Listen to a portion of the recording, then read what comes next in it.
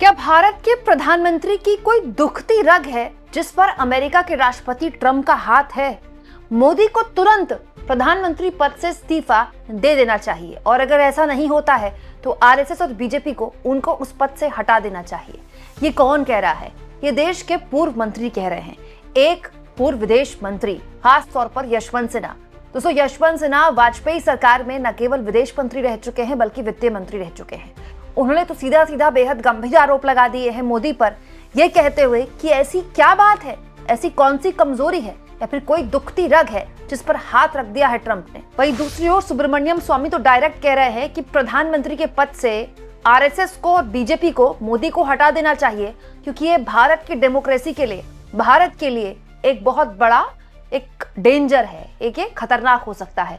सब कुछ मैं आपको तफसील से बताऊंगी दोस्तों, और साथ में आपको ये भी बताऊंगी कि साल दर साल जिस विदेश नीति, जिस दुनिया भर में डंके के नाम पर हेडलाइंस बनाई गई, उसको लेकर कैसी छीछा लेदर अब देश भर में, न केवल देश भर में बल्कि दुनिया भर में भारत की हो रही है। और सिर्फ इसीलिए क्योंकि भारत की विदेश नीति एक फेल्योर साबित हो गई है। विपक्ष का यह आरोप है। सबसे पहले सुब्रमण्यम स्वामी, आप जानते हैं दोस्तों, बीजेपी के पूर्व सांसद हैं।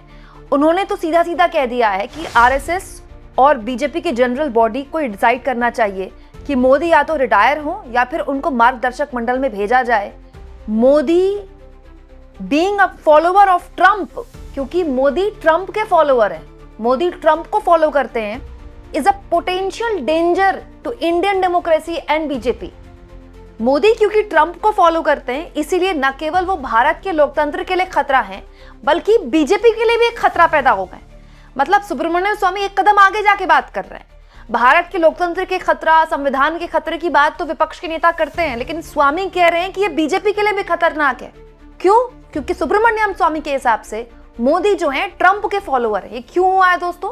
क्योंकि पिछले 24 घंटे में जिस तरह के बयान लगातार सिलसिलेवार तरीके से आ रहे हैं, वो साफ तौर पर इस बात का इशारा कर रहे हैं कि प्रधानमंत्री मोदी और उनकी विदेश नीति ऐसा लगता है जैसे कहीं छुप कर, दुबक कर बैठ गई है। सबसे पहले वेनेजुएला पर जिस तरह से अमेरिका ने सैन्य हमला बोला, वहां के राष्ट्रपति और उनकी पत्नी को एक तरह से उनके ड्राइंग रूम से उठाकर ले गए। मतलब ऐसा कहीं नहीं हुआ, कभी किसी ने सोचा नहीं, अमेरिका ले गए। ठीक है, उस पर भारत सरकार का जो ऑफिशियल बयान आया उसमें अमेरिका नाम तक नहीं था। ट्रंप तो छोड़िए, अमेरिका का जिक्र तक नहीं था। और दोस्तों, वहीं दूसरी ओर अमेरिका के राष्ट्रपति ट्रंप का बयान आ गया कि मोदी उन्हें खुश करना चाहते हैं, इसीलिए रूस से तेल खरीदना उन्होंने कम कर दिया है।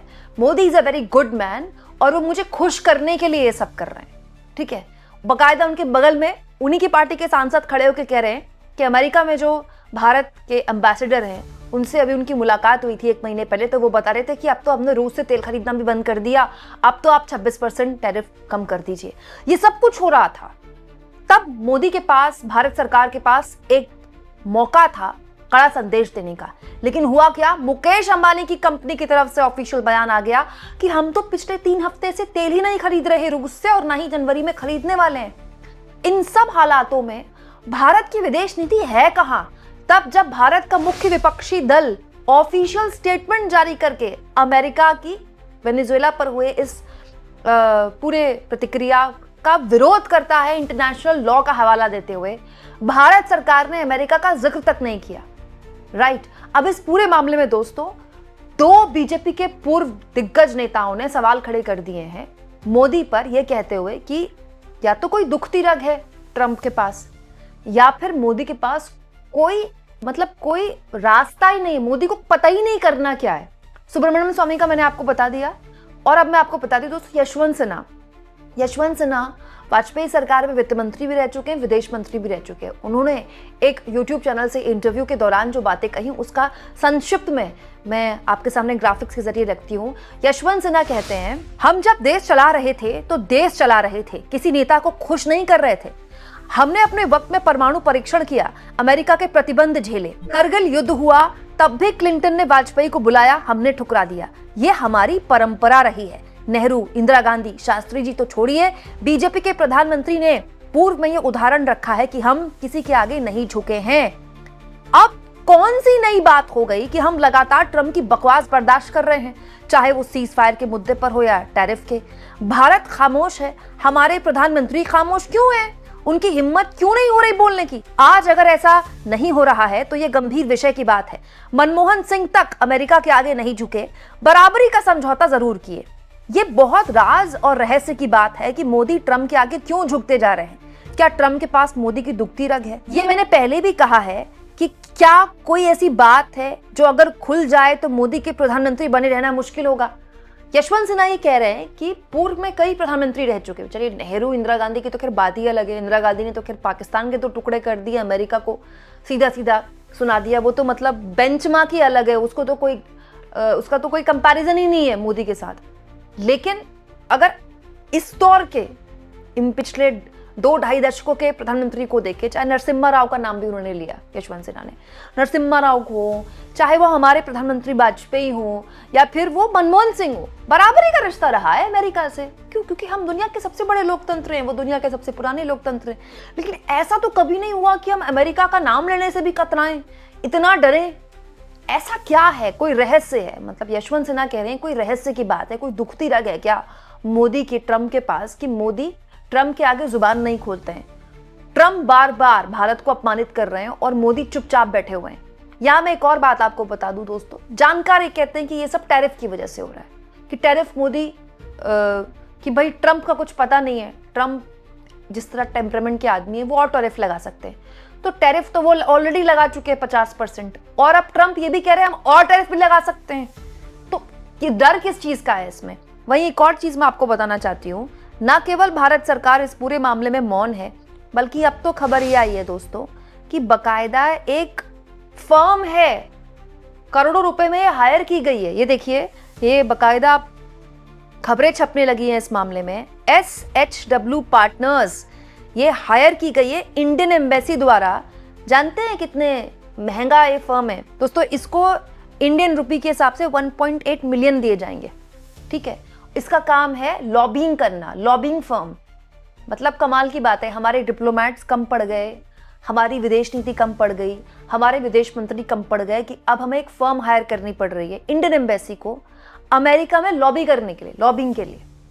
मतलब दोस्तों ये काम कंपनियां करती हैं, प्राइवेट कंपनियां, लेकिन जब भारत सरकार को ये काम करना पड़ रहा है, सोचिए टैक्स पेयर का पैसा है, आपका मेरे टैक्स पेयर का पैसा, तो विदेश मंत्री क्या कर रहे हैं? अच्छा, विदेश मंत्री का जिक्र आया है तो मैं 2024 का एक बयान दिखाती हूँ आपको।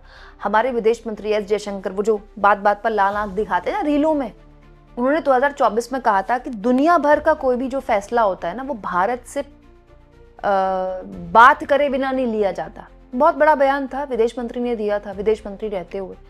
अब मैं ये सोच रही हूँ कि वेनेजुएला पर जो इस तरह की कार्रवाई की है अमेरिका ने, क्या फोन किया हो गया का भारत को? ये विदेश मंत्री बस मोदी मोदी के नारे लगाने के लिए ही है। वो कहाँ चला गया वो दौर जब मोदी जी एयरपोर्ट से आते थे, जेपी नड्डा उनका स्वागत करते थे, मोदी मोदी के नारे लगते थे, फिर मोदी जी भाषणबाजी करते थे। क्या हुआ उसका? वो विश्व गुरु डंका कहाँ बज रहा है? वो डंका सुनाई नहीं दे रहा वो डंका। कितनी अजीब बात है दोस्तों कि ट्रंप भारत को अपमानित कर रहे हैं। कंपनी कह रही है कि हाँ ट्रंप बेमतलब में नाराज है, हमने तो तेल ही नहीं खरीदा, ब्लूमबर्ग की रिपोर्ट गलत है। भारत सरकार चुप है और देश की विपक्षी पार्टी इस पर जवाब दे रही है। कांग्रेस पार्टी की तरफ से ऑफिशियल स्टेटमेंट आया है, हालांकि वो भी बहुत नपतुला स्टेटमेंट है, उसमें ट्रंप का जिक्र नहीं है, अमेरिका का जिक्र है कि अमेरिका ने इंटरनेशनल लॉज का उल्लंघन किया और इस तरह ये इंटरनेशनल लॉ के अगेंस्ट है। लेकिन भारत सरकार की तरफ से ऐसी शांति जैसे कुछ हुआ ही नहीं दोस्तों। इसलिए भी भारत का बयान महत्वपूर्ण हो जाता है क्योंकि भारत पिछले कई सालों से मोदी के आने के बाद ये कहने लगा कि वो साउथ एशिया की आवाज है। तो अगर आप साउथ एशिया की आवाज हैं तो बनिए, क्योंकि चीन तो बोल रहा है इस मामले में। हालांकि चीन भी आप जानते हैं किसी के फटे में टांग नहीं अड़ाता। चीन चाहे ईरान और इजराइल का युद्ध हुआ हो या फिर ये, इसमें वो वेनेजुएला के फटे में टांग नहीं अड़ाएगा। चीन का काम केवल व्यापार करना है। वो तब तक किसी पर सैन्य कार्रवाई नहीं करेगा जब तक उसके खुद पर देश पर नहीं आएगी, नहीं तो वो इन चीजों में उसकी प्राथमिकता ही नहीं है। उसको दुनिया की नंबर 1 इकोनॉमी बनना है, अमेरिका को पीछे छोड़ना है, वो युद्ध में नहीं पड़ेगा कभी। लेकिन रूस बोल रहा है, चीन बोल रहा है, सार्क के 2 इंपॉर्टेंट देश बोल रहे हैं, तो क्या नपे तुले बयान के मद्देनजर भारत को नहीं बोलना चाहिए? ये भी तो एक तरीका हो सकता था ट्रंप पर दबाव बनाने का। सिर्फ दबाव झेलना ही दबाव का आंसर थोड़ी हो सकता है। दबाव का जवाब देकर भी तो दबाव को कम किया जा सकता है कि भाई भारत भी बोल रहा है, भारत को सुना जाएगा ना। दुनिया का सबसे बड़ा लोकतंत्र है, दुनिया की 4थी सबसे बड़ी इकोनॉमी है। ये इसलिए भी खतरनाक है दोस्तों क्योंकि आप देखिए दुनिया 3 ध्रुवों में बढ़ गई है। ठीक ठीक है, अमेरिका ने मोर्चा खोल दिया है वेनेजुएला के खिलाफ। अमेरिका का सिंपल अपना पुराना लॉजिक है, नॉर्थ साउथ अमेरिका उसका, नॉर्थ साउथ अमेरिका में वो अपने किसी भी किसी दूसरे देश का इंटरफेरेंस बर्दाश्त नहीं कर सकता। वेनेजुएला में चीन काफी इंटरफेयर कर रहा था वहां की तेल कंपनियों पर, तो अमेरिका ने ये कर दिया। अमेरिका का एक क्लियर मैसेज है ये करके, ठीक है। रूस ने क्या किया, रूस ने यूक्रेन पर हमला बोल दिया, उसने दिखा दिया कि भैया ये पूरा खित्ता मेरा है, इस पूरे खित्ते में मेरा जो मर्जी मैं करूं। अब चीन क्या करेगा? 1% सोचिए, जिस तरह से चीन पाकिस्तान की करीबियां बढ़ रही हैं, कल को चीन ने पाकिस्तान में सैन्य ठिकाने बनाने शुरू कर दिए तो क्या होगा भारत के लिए? भारत कोई ऐसी स्थिति में नहीं है जिसको हम ये कह सके कि ये बहुत ही वेरी गुड और बहुत ही इंजॉयबल सिचुएशन में हो भारत। ऐसी स्थिति में हम कहां खड़े हैं? और सोचिए, ऐसी स्थिति में भारत सरकार ऐसे चुप है राष्ट्रपति ट्रंप के आगे जैसे वो है ही नहीं। भारत की कोई विदेश नीति जैसी कोई चीज ही नहीं है। बहुत सारे लोग ये सोचते हैं कि बस ट्रंप को 3.5 साल और झेल लिया जाए, इसके बाद तो ट्रंप चले जाएंगे। दोस्तों, जो आज ट्रंप कर रहे हैं कल को कोई और करेगा, भाषा अलग होगी, लेकिन अगर अमेरिका को ये बात समझ में आ गई कि भारत पर दबाव बनाओ तो भारत दबाव झेलता है, तो फिर राष्ट्रपति बदले जाएंगे, भाषा बदल सकती है, दबाव ऐसा ही बना रहेगा। इससे लॉन्ग टर्म भारत का नुकसान है। आपको क्या लगता है? कमेंट बॉक्स में जरूर लिखें और जितना हो सके चैनल को शेयर करें, सब्सक्राइब करें और थैंक्स और ज्वाइन के ऑप्शन से अगर आप चाहें तो कुछ आर्थिक मदद भी चैनल की जरूर करें।